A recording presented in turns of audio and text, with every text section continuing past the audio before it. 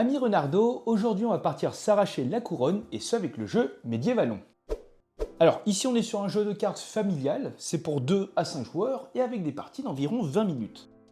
Dans Medievalon, le roi vient de mourir et du coup le trône est vacant. Et en tant que bon opportuniste, vous êtes là pour tenter de récupérer la couronne.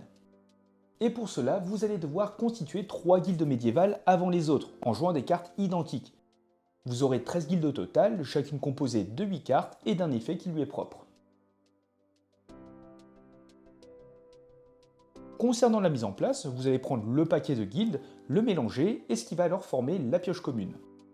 Vous allez ensuite placer la carte fin de partie côté jaune visible pour une partie à 2 joueurs et côté rouge visible pour une partie de 3 à 5 joueurs. Vous allez pour continuer distribuer 6 cartes à chacun avant de révéler la première carte de la pioche afin de créer une défausse. Et après avoir déterminé un premier joueur, vous êtes prêt à démarrer la partie. Dans une partie de Medievalon, vous allez jouer à tour de rôle jusqu'à ce qu'un joueur parvienne à jouer sa 3e guilde. Et dans ce cas-là, il est déclaré grand vainqueur. Autre façon de terminer le jeu, c'est de vider la pioche alors que la carte fin de partie est sur le côté jaune. Et dans ce cas-là, le joueur avec le plus de guildes devant lui remporte la partie. A votre tour, vous allez devoir réaliser une seule action parmi 4. Et pour terminer, vous allez tout simplement piocher la première carte de la pioche. Et c'est ensuite au tour du joueur suivant. Première action possible que vous allez pouvoir faire durant votre tour, c'est de jouer une carte de votre main pour activer son pouvoir. A noter que chacune des 13 guildes possède un pouvoir différent qu'on verra par la suite. Votre carte est ensuite défaussée. Vous pourrez autrement poser une nouvelle guilde devant vous. Pour cela, vous allez devoir jouer 3 cartes de même couleur de votre main en même temps.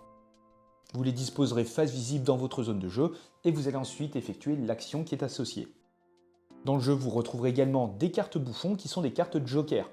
Vous pourrez donc les jouer avec n'importe quelle autre carte guilde.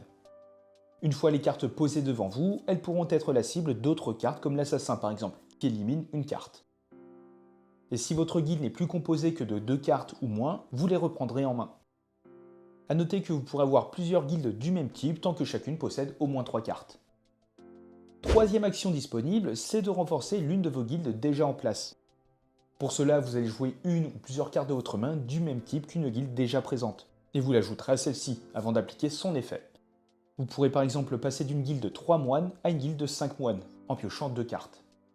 L'intérêt ici est tout simplement de blinder une guilde que vous avez déjà, parce que plus une guilde a 2 cartes, et plus il faudra d'attaque pour passer sous le seuil de 3 et donc l'éliminer. Mais l'inconvénient, c'est que vous n'avancez pas non plus dans vos 3 guildes. Donc il faudra constamment choisir entre soit renforcer une guilde pour vous assurer qu'elle reste en place, ou bien vous rapprocher de la victoire. Et dernière action, vous allez pouvoir utiliser le pouvoir d'une de vos guildes déjà posée sur la table, sans avoir à défausser une carte de votre main. Vous appliquerez tout simplement son effet, comme par exemple ici, je peux réactiver ma guilde de 5 moines pour piocher 2 cartes. Concernant les effets, vous allez pouvoir retrouver les artisans, qui vous permettent de prendre la carte du dessus de la défausse. Les assassins, vous allez pouvoir choisir une carte d'une guilde sur la table et la placer dans la défausse. Les bouffons, qui sont donc des cartes de joker. Les chevaliers, vous allez pouvoir cibler un joueur et nommer un type de carte. Si ce joueur en possède, elle doit vous donner la carte de cette guilde. Les étoiles, où tout le monde pioche une carte dans l'ordre du tour. Les magiciens, pour piocher 3 cartes, en conserver une et défausser les 2 autres. Avec les marchands, vous allez pouvoir échanger 2 cartes avec un autre joueur, chacun choisit quelle carte donner. Les mendiants, vous allez pouvoir prendre une carte au hasard dans la main d'un joueur qui en a le plus. Les moines, qui du coup vous permettent de piocher 2 cartes. Les nobles, où les 2 personnes suivantes dans l'ordre du tour vous donnent une carte de leur choix. Dans une partie à 2 joueurs, votre adversaire vous donne une carte et vous prendrez la première carte de la pioche. Avec les prêtres, vous allez pouvoir regarder la main d'un autre joueur et lui prendre une carte. Vous devrez par contre en retour lui donner l'une des vôtres. Les rôdeurs, vous allez pouvoir voler une carte de n'importe quelle guilde sur la table et l'ajouter à votre main. Et enfin, avec les sorcières, vous allez pouvoir utiliser le pouvoir de n'importe quelle guilde présente sur la table. Une fois votre action réalisée, vous allez piocher la première carte de la pioche et l'ajouter à votre main. Et votre tour se termine. C'est ensuite au tour du joueur suivant. Si en piochant vous prenez la dernière carte de la pioche et que vous révélez la carte fin de partie pour la première fois, vous allez la retourner sur sa face jaune, côté couronne. Vous mélangerez la défausse à l'exception de la dernière carte qui vient d'être jouée et vous formerez une nouvelle pioche. Et si elle était déjà sur la face jaune, la partie prend fin. Et dans ce cas-là, le joueur qui a le plus de guildes devant lui remporte la partie.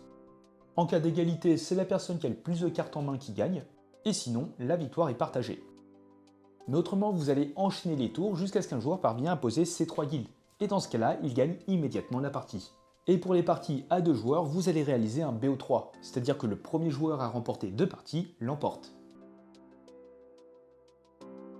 Et à présent, je vous propose un début de partie dans une configuration 3 joueurs.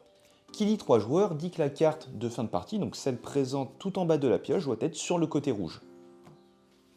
Chacun a pioché 6 cartes. Alors ici, elles sont face visible pour l'exemple, pour la vidéo, mais bien sûr, en temps normal, vous les placez face cachée. Et sans plus attendre, on va démarrer ce début de partie en commençant par le premier joueur, qui est à gauche. Ici, ça sera le deuxième joueur, et bien sûr, enfin, le troisième joueur, tout à droite. Chacun regarde les cartes qu'il a en main, et seul le troisième joueur possède déjà une paire.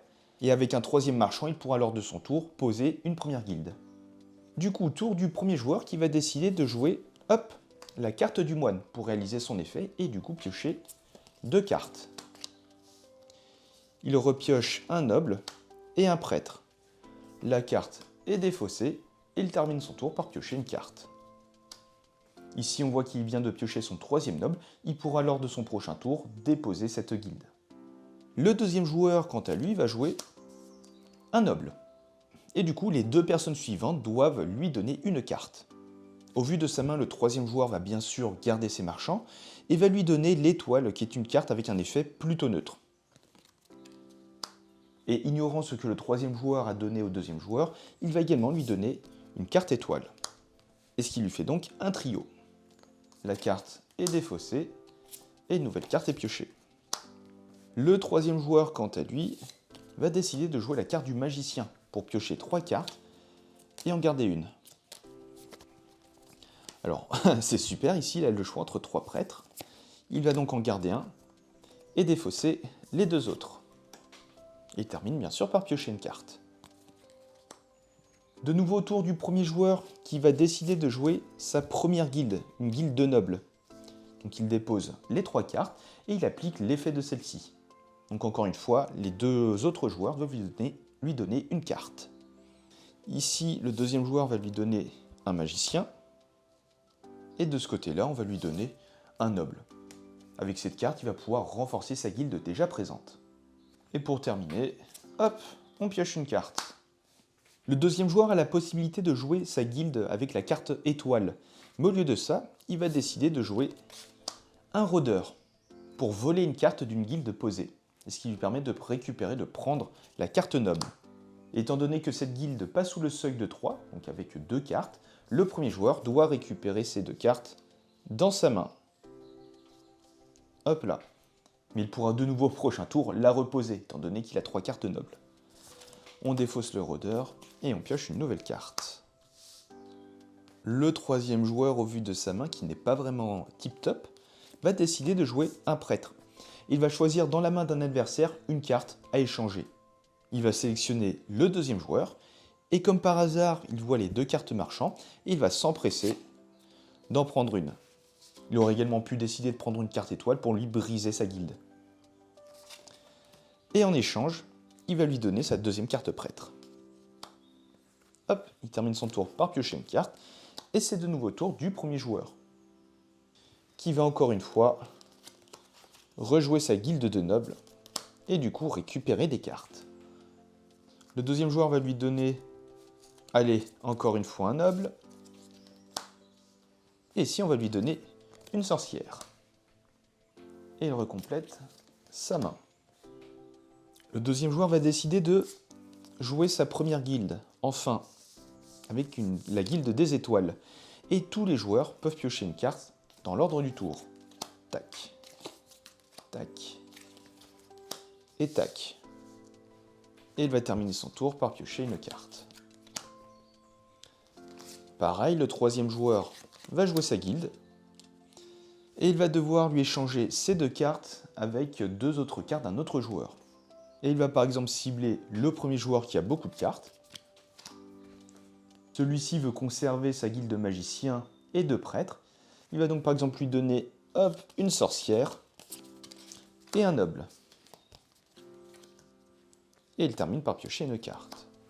Vous allez ainsi enchaîner les tours jusqu'à ce qu'un joueur parvienne à poser 3 guildes, chose qui aurait été assez simple pour le premier joueur avec ses magiciens et ses prêtres, et dans ce cas-là, il aurait remporté la partie.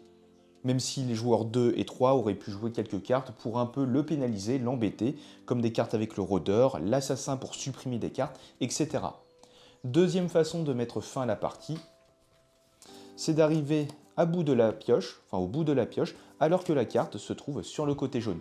Et dans ce cas-là, le joueur qui a le plus de guildes devant lui gagne la partie.